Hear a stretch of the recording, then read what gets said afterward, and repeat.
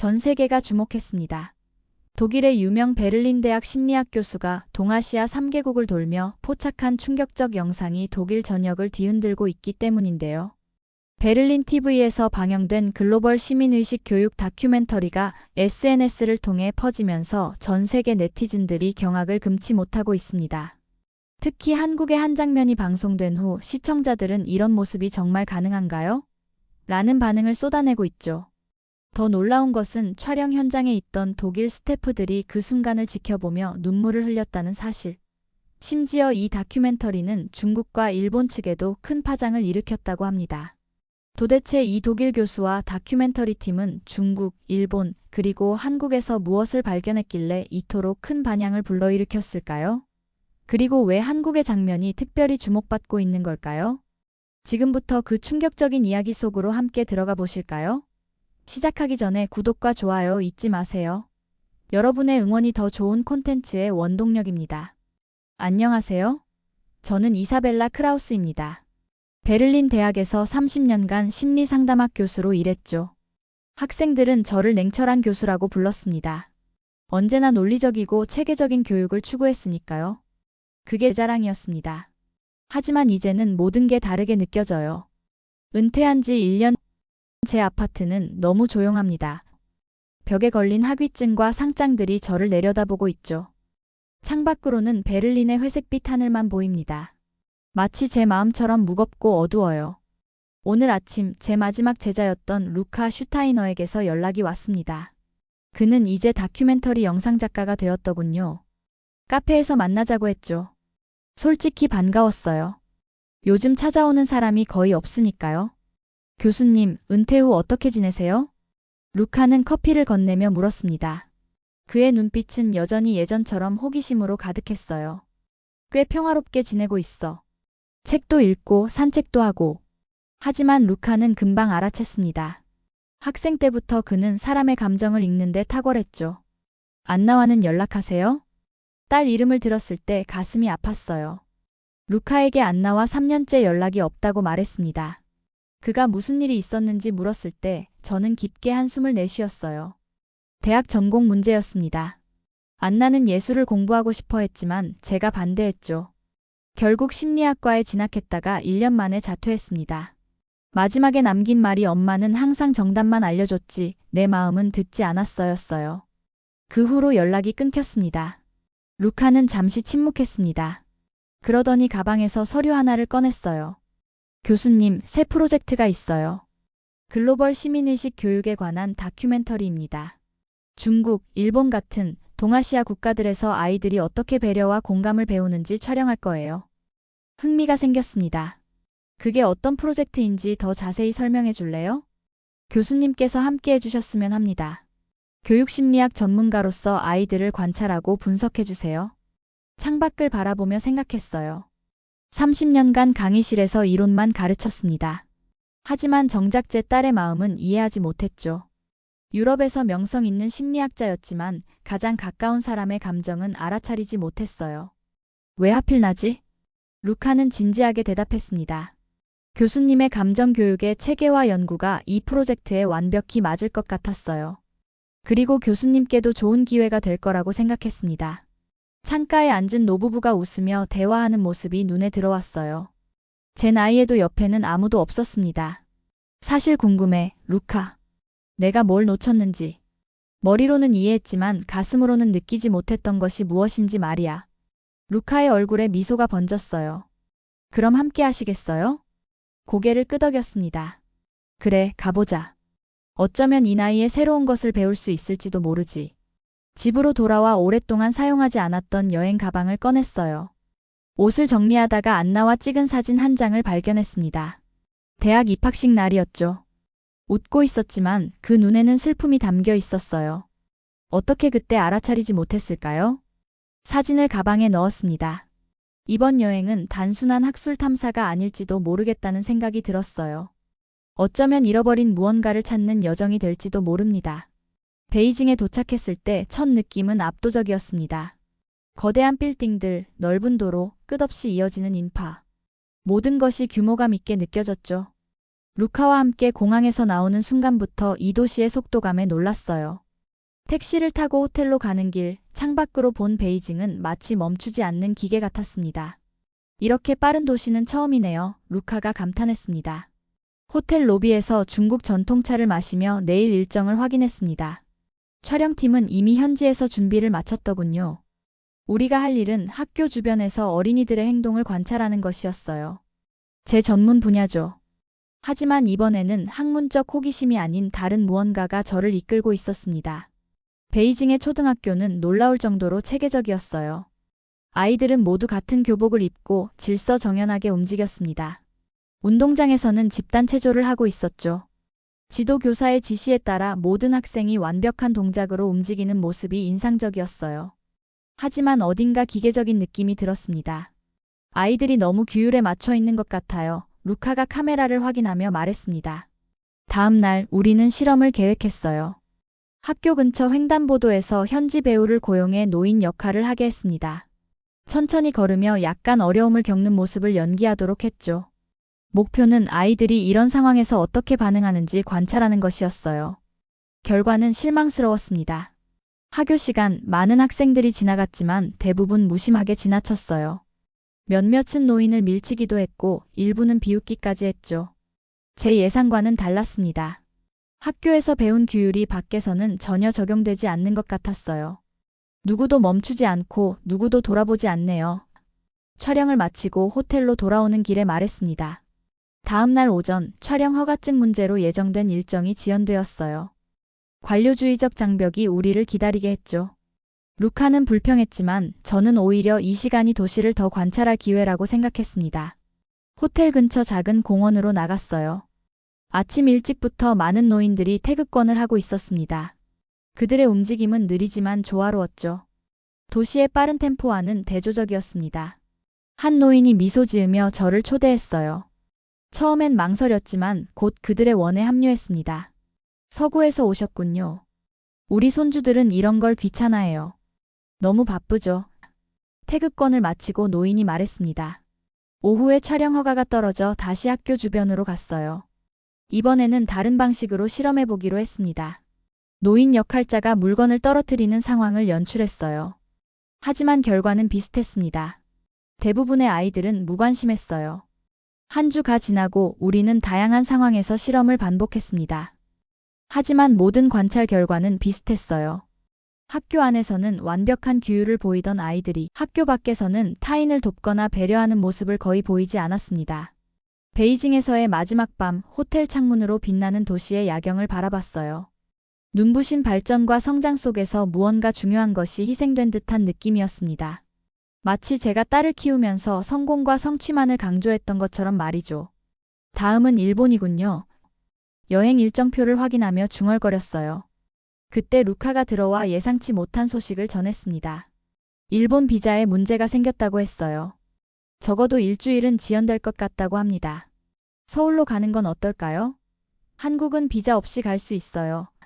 루카가 제안했습니다. 한국이라니. 솔직히 별 기대는 없었어요. 아마도 중국과 비슷할 것이라 생각했죠. 효율적이고 체계적이지만 차가운 나라일 거라고요. 서울행을 결정하고 창밖으로 베이징의 밤을 마지막으로 바라봤습니다. 이 여정은 제가 예상했던 것과는 다른 방향으로 흘러가고 있었어요.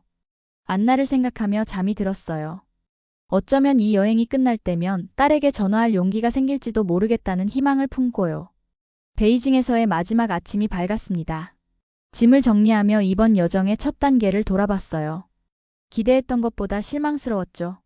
학문적으로는 많은 관찰 자료를 얻었지만 마음속 깊은 곳에서는 무언가 허전함이 남았습니다. 딸 안나에게 전화하고 싶은 충동이 들었어요. 하지만 여전히 무슨 말을 해야 할지 떠오르지 않았습니다. 교수님, 택시 20분 후에 도착합니다. 루카가 방 문을 두드리며 알려줬어요. 공항으로 가는 길, 베이징의 붐비는 거리를 마지막으로 바라봤습니다. 거대한 빌딩들 사이로 사람들이 바삐 움직이고 있었어요. 모두 자신의 목적지를 향해 빠르게 움직이지만 서로를 돌아보는 일은 거의 없었죠. 그것이 이 도시에서 받은 가장 강한 인상이었습니다. 공항에 도착해서 루카는 일본 비자 문제를 다시 확인했어요. 예상대로 적어도 일주일은 기다려야 한다고 했습니다. 우리 일정에는 그만큼 여유가 없었어요. 프로듀서와 통화한 후 루카는 한국행을 최종 확정했습니다. 서울행표를 끊었어요. 3시간 후 출발입니다. 루카가 돌아와 말했어요. 한국에 대해 뭘 알고 있지? 잠시 생각해보니 한국에 대해 아는 것이 거의 없었습니다. 루카는 태블릿을 꺼내 기본 정보를 검색했어요. 경제 발전, 기술 강국, 인구 밀도가 높은 도시. 모두 중국과 크게 다르지 않아 보였습니다. 특별히 기대할 만한 게 없다고 느꼈어요. 아마도 또 다른 효율적이고 바쁜 도시겠죠. 비행기 안에서 한국에 관한 가이드북을 읽었습니다. 베를린 대학에서는 동아시아학과가 있었지만 저는 주로 심리학 분야에만 집중했기에 이 지역에 대한 지식이 부족했어요. 가이드북에는 한국의 빠른 경제 성장과 현대적인 도시 풍경이 강조되어 있었습니다. 중국과 비슷한 인상이었죠. 교수님, 이번에는 조금 다른 접근을 해볼까요? 루카가 옆자리에서 제안했어요. 어떤 의미지? 중국에서는 계획된 실험을 했잖아요. 이번에는 더 자연스러운 상황을 관찰해보는 건 어떨까요? 사전 설정 없이 말이죠. 좋은 제안이었습니다. 학자로서 저는 항상 통제된 환경에서 실험하는 것을 선호했어요. 하지만 이번 여정은 단순한 학술 연구가 아니라는 걸 점점 깨닫고 있었습니다. 어쩌면 더 개방적인 접근이 새로운 시각을 줄지도 모르겠다는 생각이 들었어요. 좋은 생각이야. 시도해보자. 대답했습니다. 비행기가 인천공항에 착륙했을 때 창밖으로 보이는 풍경은 베이징과 크게 달라 보이지 않았어요. 현대적인 빌딩들, 체계적인 도로, 질서 정연한 모습. 공항 역시 효율적이고 깔끔했습니다. 딱히 놀라울 만한 점은 없었어요. 하지만 공항 터미널을 통과하는 순간 작은 사건이 일어났습니다. 루카가 무거운 장비 가방을 옮기다가 넘어져 카메라 장비가 바닥에 흩어졌어요. 베이징이었다면 사람들이 그냥 지나쳤을 거라고 생각했습니다. 하지만 여기서는 달랐죠. 즉시 3명의 한국인이 달려와 장비를 모으는 것을 도왔습니다. 한 젊은 여성은 영어로 괜찮냐고 물었고 중년 남성은 무거운 가방을 들어 올려주었어요. 누가 시킨 것도 아닌데 그저 자연스럽게 도움의 손길을 내밀었습니다. 고맙습니다. 정말 감사합니다. 루카가 반복해서 말했어요. 이 작은 순간이 저를 놀라게 했습니다. 베이징에서 일주일 동안 실험했던 상황이 여기서는 자연스럽게 일어난 거예요. 물론 이것만으로 결론을 내릴 수는 없었지만 어쨌든 흥미로운 시작이었습니다. 공항에서 호텔로 가는 길 다시 한번 도시의 모습을 관찰했어요. 서울도 분명 바쁘고 빠른 도시였습니다. 사람들은 목적지를 향해 빠르게 움직였어요. 하지만 뭔가 다른 부분이 있었습니다. 아직 정확히 무엇인지 말할 수는 없었지만 이 도시에는 베이징과는 다른 무언가가 느껴졌어요. 호텔에 도착해 체크인을 하고 잠시 휴식을 취했습니다. 내일부터 본격적인 관찰이 시작될 거예요. 기대와 함께 약간의 설렘이 느껴졌습니다. 어쩌면 이 예상치 못한 방문이 새로운 발견을 가져다 줄지도 모른다는 생각이 들었어요. 창밖으로 서울의 밤 풍경을 바라보며 다시 한번 안나를 떠올렸습니다. 베를린에 있는 그녀는 지금 무엇을 하고 있을까요? 잘 지내고 있을까요? 문득 그녀에게 이 여행에 관해 말해주고 싶다는 생각이 들었어요. 하지만 아직은 아니었습니다. 먼저 제가 무언가를 찾아야 했어요. 그래야 딸에게 진정으로 다가갈 수 있을 것 같았습니다. 내일은 어떤 일이 기다리고 있을까 중얼거리며 침대에 누웠어요. 이 여정이 시작될 때는 몰랐던 기대감이 서서히 커지고 있었습니다. 서울에서의 첫 아침이 밝았습니다. 호텔 창문으로 들어오는 햇살에 눈을 떴어요. 아침 일찍 시작되는 도시의 소음이 들려왔습니다. 베이징과 마찬가지로 바쁜 도시였지만 어딘가 다른 느낌이었어요. 아직 정확히 무엇인지 말할 수는 없었지만 이 도시에는 특별한 무언가가 있었습니다. 루카와 함께 아침을 먹으며 오늘의 계획을 세웠어요. 첫날이니 도시를 둘러보며 사람들의 일상을 관찰하기로 했죠. 학교 주변이나 공공장소에서 아이들의 행동을 자연스럽게 지켜보는 것이 목표였습니다. 지하철로 이동하는 게 좋을 것 같아요. 루카가 지도를 보며 말했어요. 지하철역으로 향하는 길, 인도는 사람들로 붐볐습니다. 모두 바쁘게 움직이고 있었죠. 그런데 신기하게도 서로 부딪히는 일이 거의 없었어요. 마치 보이지 않는 질서가 있는 것 같았습니다. 누군가 앞에서 갑자기 멈추면 뒤따르던 사람들은 불평 없이 살짝 비켜갔어요. 지하철은 놀라울 정도로 깨끗하고 효율적이었습니다. 사람들은 줄을 서서 차분히 기다렸고 노약자석은 비어 있었어요. 우연히 한 노인이 탑승했을 때 자리에 앉아있던 학생이 즉시 일어나 자리를 양보했습니다. 그것도 누가 시키지 않았는데 말이죠. 베이징에서는 볼 수 없었던 광경이네요. 루카가 작은 목소리로 말했어요. 비교는 불공평할 수 있지만 분명히 차이가 있었습니다. 이곳의 배려는 마치 공기처럼 자연스러워 보였어요. 사람들이 규칙을 지키는 게 아니라 그것이 일상의 일부인 듯 했습니다. 학교 근처 공원에 도착했어요. 점심시간이었는지 교복을 입은 아이들이 보였습니다. 한 무리의 초등학생들이 놀이터에서 뛰어놀고 있었죠. 그때 작은 여자아이가 넘어졌습니다. 놀랍게도 다른 아이들이 즉시 달려가 일으켜 세웠어요. 벤치에 앉아 이 장면을 조용히 관찰했습니다. 1시간 동안 여러 상호작용을 지켜봤어요. 아이들 사이에서 자연스럽게 일어나는 배려의 순간들이 많았습니다. 누군가 간식을 나눠주거나 장난감을 함께 쓰거나 차례를 양보하는 모습들이었죠. 오후에는 식당에서 점심을 먹었어요. 웨이터가 메뉴를 설명하려 했지만 언어의 장벽으로 소통이 어려웠습니다. 그때 옆 테이블의 젊은 여성이 통역을 자청했어요. 제가 도와드릴까요? 영어로 번역해 드릴 수 있어요. 그녀의 친절한 제안에 감사했습니다. 음식을 주문한 후에도 그녀는 한국 문화에 대해 열심히 설명해 주었어요. 아무런 대가 없이 그저 도움이 필요한 사람을 돕고 싶다는 순수한 마음에서였죠. 호텔로 돌아가는 길 갑자기 비가 내리기 시작했습니다. 우산이 없었는데 한 상점 주인이 우산을 건네주었어요. 나중에 돌려주세요. 그는 손짓으로 설명했습니다. 이런 작은 친절들이 하루 종일 이어졌어요. 마치 따뜻함의 물결이 도시 전체를 감싸고 있는 듯 했습니다. 이것이 우연일까요? 아니면 이 사회의 특성일까요?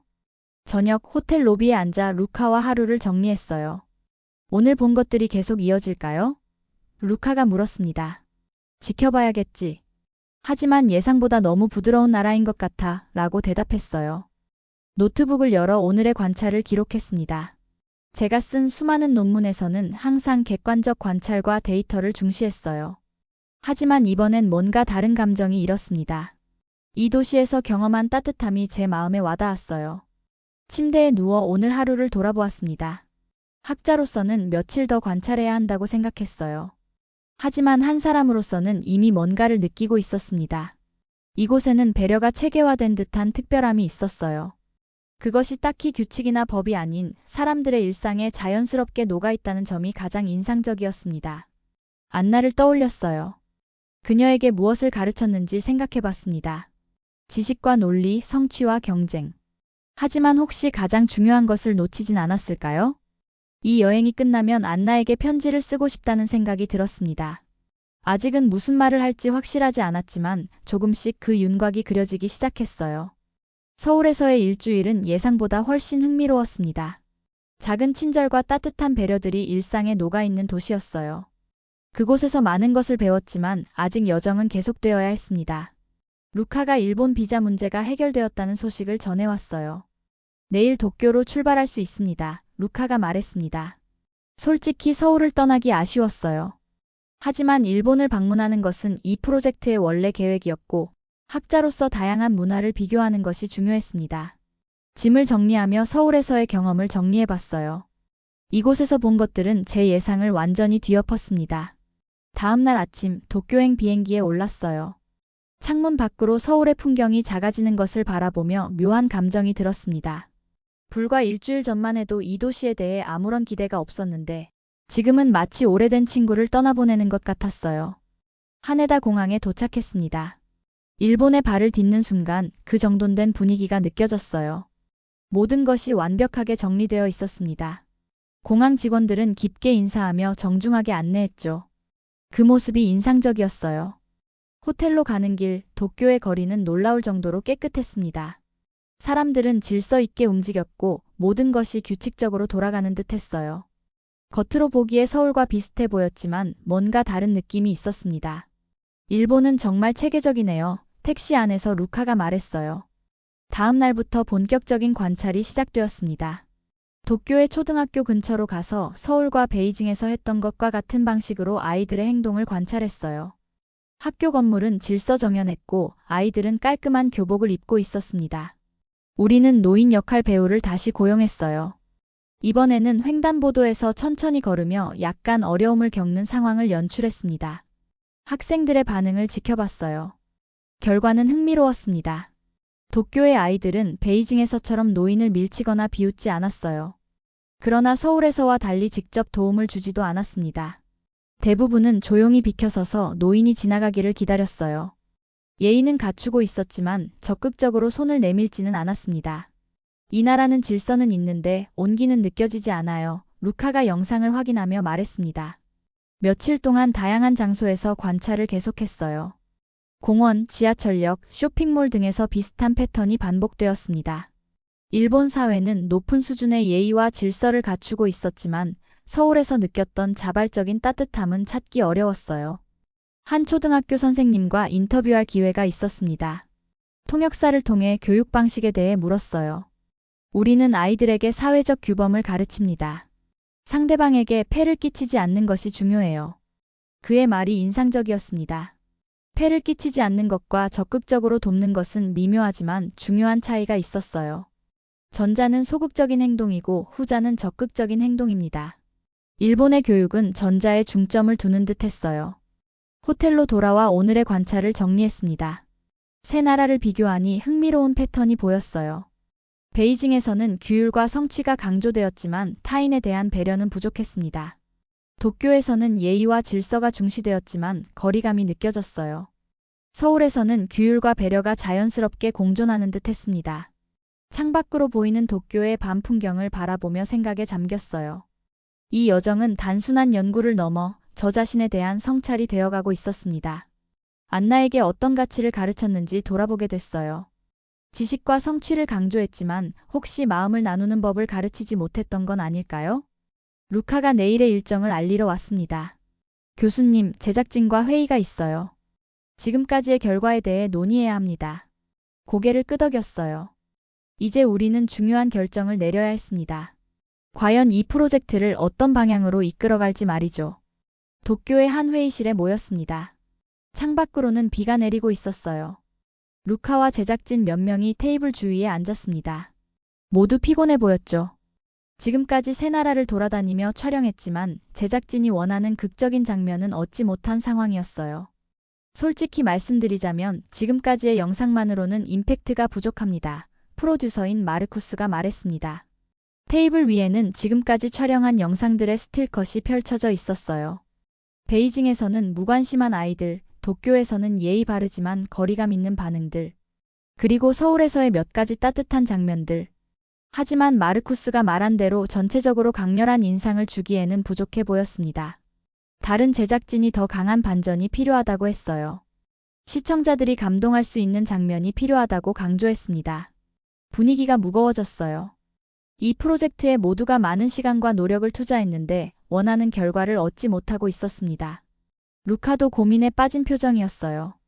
한 가지 제안이 있습니다. 조연출인 토마스가 조심스럽게 말했어요. 아이들에게 미리 상황을 알려주는 건 어떨까요? 순간 회의실이 조용해졌습니다. 그의 말은 결국 영상을 조작하자는 의미였죠. 학자로서 그리고 평생 진실과 객관성을 추구해온 사람으로서 저는 충격을 받았어요. 그건 사실상 거짓말을 하는 겁니다. 제가 단호하게 말했어요. 토마스는 이것이 다큐멘터리 제작의 현실이라며 변명했습니다. 그의 말에 잠시 생각에 빠졌어요. 제 학술 경력 동안 한 번도 데이터를 조작한 적은 없었습니다. 하지만 이것은 학술 연구가 아닌 다큐멘터리였죠. 그때 문득 안나와의 마지막 대화가 떠올랐습니다. 엄마는 항상 정답만 알려줬지 내 마음은 듣지 않았어. 그녀의 말이 지금의 상황과 묘하게 겹쳐졌어요. 그런 교육을 해왔던 내가 지금 가장 후회되는 건 딸의 마음을 진심으로 들으려 하지 않았던 거예요. 이번엔 진심을 그냥 담을 거예요. 루카가 갑자기 자리에서 일어났어요. 우린 한국에 다시 가야 해요. 거기서 시작됐잖아요. 제작진들은 의심스러운 표정이었지만 루카의 확신에 찬 모습에 점차 설득되는 듯 했습니다. 결국 마르쿠스가 동의했어요.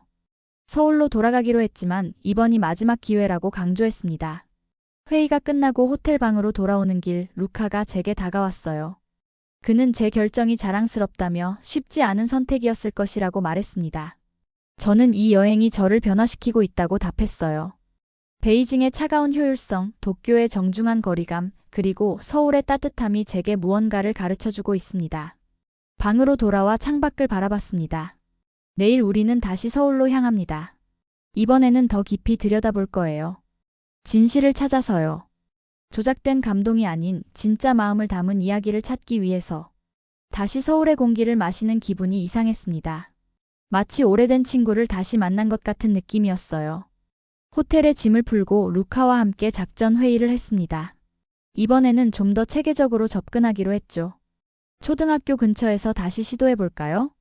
루카가 지도를 펼치며 물었어요. 저는 고개를 끄덕였습니다. 이번이 마지막 기회였으니 신중하게 계획을 세워야 했어요. 베이징과 도쿄에서의 경험을 토대로 우리는 좀 더 자연스러운 실험을 구상했습니다. 노인 역할 배우에게 횡단보도에서 약간 버벅거리는 연기를 부탁했죠. 너무 과장되지 않게 정말 도움이 필요해 보이는 정도로만요. 다음 날 아침 서울의 한 초등학교 근처로 향했습니다. 봄이 시작되는 계절이었어요. 벚꽃이 피기 시작한 가로수 아래로 교복을 입은 아이들이 등교하고 있었습니다. 모두 활기차 보였죠. 촬영 장비는 최대한 눈에 띄지 않게 설치했어요. 루카는 멀리서 카메라를 조작하고 다른 스태프들은 평범한 행인처럼 주변에 위치했습니다. 모든 준비가 끝났어요. 준비됐나요? 통신기로 루카에게 물었습니다. 네, 시작하세요. 노인 역할의 배우가 횡단보도 앞에 서서 신호를 기다리기 시작했어요. 신호가 바뀌자 그는 천천히 걷기 시작했지만 도중에 약간 비틀거렸습니다. 너무 과장되지 않은 아주 자연스러운 연기였어요. 그때였습니다. 교복을 입은 3명의 초등학생이 즉시 그에게 다가갔어요. 괜찮으세요? 도와드릴게요. 한 여학생이 말했습니다. 아이들은 자연스럽게 노인의 팔을 잡아 부축했습니다. 모두 10살 정도로 보였어요. 그들의 행동은 전혀 망설임이 없었습니다. 마치 평소에 자주 하는 일인 것처럼 자연스러웠죠. 저는 숨죽여 지켜봤어요. 베이징에서는 아무도 도와주지 않았고 도쿄에서는 예의를 갖추되 거리를 두었습니다. 하지만 여기 서울에서는 아이들이 즉각적으로 도움의 손길을 내밀었어요. 실험을 조금 더 진행하기로 했습니다. 계획대로 배우는 횡단보도 중간에서 넘어졌어요. 가볍게 넘어진 것뿐이었지만 반응은 더욱 놀라웠습니다. 주변에 있던 아이들이 순식간에 모여들었어요. 한 아이는 119에 신고하겠다고 했고 다른 아이는 노인의 짐을 챙겼습니다. 또 다른 아이들은 주변 어른들에게 도움을 요청했어요. 마치 작은 사회가 순식간에 형성된 것 같았습니다. 괜찮으세요? 어디 다치신 데 없으세요? 한 남학생이 걱정스럽게 물었어요. 배우가 괜찮다고 대답하자 아이들은 그가 완전히 일어날 때까지 곁을 지켰습니다. 심지어 그의 옷에 묻은 먼지까지 털어주었죠. 촬영을 마치고 루카와 만났습니다. 그의 얼굴에는 흥분과 감동이 가득했어요. 교수님, 이건 정말 놀라운 광경이었어요. 저도 동의했습니다. 아이들의 행동이 너무나 자연스럽고 즉각적이었다는 점이 가장 인상적이었어요. 마치 본능적으로 움직이는 것 같았습니다. 우리는 며칠 동안 다양한 장소에서 비슷한 실험을 반복했어요. 결과는 항상 같았습니다. 서울의 아이들은 어디서나 도움이 필요한 사람에게 손을 내밀었어요. 궁금증이 생겼습니다. 이런 행동이 어떻게 형성된 것일까요? 학교에서 특별한 교육을 받는 것일까요? 아니면 가정에서 배우는 것일까요? 기회가 있어 몇몇 아이들과 인터뷰를 할 수 있었습니다. 물론 실험에 참여했던 아이들이 아닌 다른 학교의 아이들이었어요.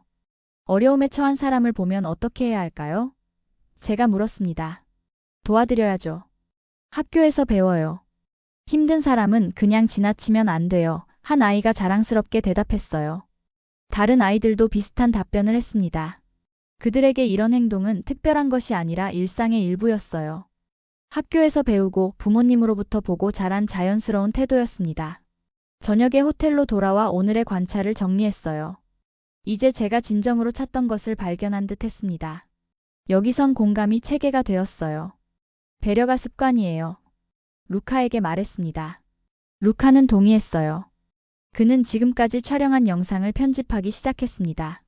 베이징, 도쿄, 그리고 서울의 대비가 선명하게 드러났어요. 창밖을 바라보며 생각에 잠겼습니다. 안나를 떠올렸어요. 제가 그녀에게 지식과 논리는 가르쳤지만 정작 중요한 것은 놓쳤던 것 같았습니다. 공감하는 법, 진심으로 듣는 법, 그리고 배려하는 마음. 이런 것들이 진정한 교육의 핵심이 아닐까요? 서울의 밤하늘을 바라보며 딸에게 전화해야겠다고 결심했습니다. 아직은 아니에요. 하지만 이 여행이 끝나면 제가 배운 것들을 그녀와 나누고 싶었습니다. 진심으로 그녀의 마음을 듣고 싶었어요. 베를린으로 돌아가는 비행기 안에서 창밖을 바라봤습니다. 구름 위로 펼쳐진 하늘이 새로운 시작을 알리는 것 같았어요. 지난 몇 주간의 여정이 제 마음속에서 맴돌았습니다. 베이징의 차가운 효율성, 도쿄의 정중한 거리감, 그리고 서울의 따뜻한 배려. 이 모든 경험이 저를 조금씩 변화시켰어요. 이 다큐멘터리가 많은 사람들에게 영감을 줄 거예요. 루카가 말했습니다. 베를린에 도착한 날, 익숙한 집의 고요함이 더 이상 공허하게 느껴지지 않았어요. 다음 날 아침, 서재 책상에 앉아 종이와 펜을 꺼냈습니다. 안나에게 직접 손으로 쓴 편지를 보내고 싶었어요. 안나에게 3년이란 시간이 흘렀구나. 보고 싶었어. 한국에서 아이들이 배려하는 모습을 보며 깨달았단다. 나는 늘 정답만 말했지만 내 마음은 들어본 적 없었어. 내 꿈과 원하는 것을 묻지 않았지. 이제 알겠어. 중요한 건 지식이 아닌 마음을 나누는 것. 다시 시작하고 싶어. 이번엔 내가 먼저 내 이야기를 들을게. 엄마가. 편지를 봉투에 넣고 안나의 주소를 적었습니다. 그녀가 예전 주소에 살고 있을지 확신할 수 없었지만 시도해볼 가치가 있었어요. 일주일 후 베를린 대학에서 특별 강연 요청을 받았어요.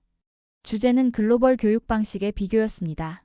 처음에는 망설였지만 이 경험을 나누는 것이 의미 있을 것 같아 수락했습니다. 지식은 중요합니다.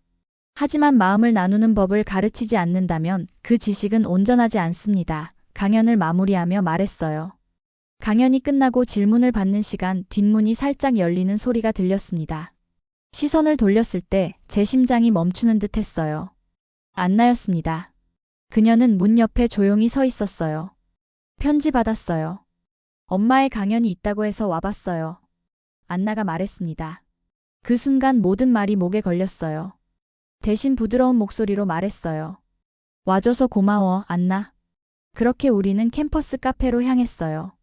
3년 만의 대화는 어색했지만 이번에는 제가 먼저 그녀의 이야기를 들었습니다. 안나는 예술치료사가 되기 위한 공부를 시작했다고 합니다. 내 선택을 지지해주지 않을 거라고 생각했어요. 안나가 말했어요. 이제는 내 선택을 존중해 진심을 담아 대답했습니다. 다음 주 루카의 다큐멘터리가 국제교육포럼에서 상영되었어요. 많은 사람들이 감동을 받았고 안나도 초대했습니다. 상영이 끝나고 나오면서 안나가 제 손을 잡았어요. 한국은 마음이 체계가 된 나라였습니다. 다큐멘터리의 마지막 내레이션이 제 귓가에 맴돌았습니다. 그날 밤 창밖으로 베를린의 불빛을 바라보며 생각했어요. 이 여정은 잃어버린 무언가를 찾는 여정이었습니다. 그리고 마침내 찾았어요. 바로 진정한 소통의 방법, 마음을 나누는 법이었죠. 멀리 떨어진 동양의 작은 나라에서 배운 따뜻함이 제 삶을 완전히 바꿔놓았습니다. 한국은 세계 어느 나라보다 빠르게 발전하면서도 가장 소중한 인간의 가치를 지켜낸 특별한 나라였어요. 그들의 교육 속에는 경쟁과 배려가 완벽하게 공존했습니다. 저는 이제 알았어요. 진정한 교육자란 머리가 아닌 마음을 가르치는 사람이라는 것을. 그리고 그 소중한 깨달음을 준 한국이라는 나라에 평생 감사할 것입니다. 오늘의 사연은 어떠셨나요? 이번 영상을 어떻게 생각하시는지 댓글로 의견을 남겨주시고 좋아요를 눌러주세요. 다음에도 더 흥미진진한 사연으로 찾아뵙겠습니다. 여러분의 사연 제작소 감동 나누기였습니다. 감사합니다.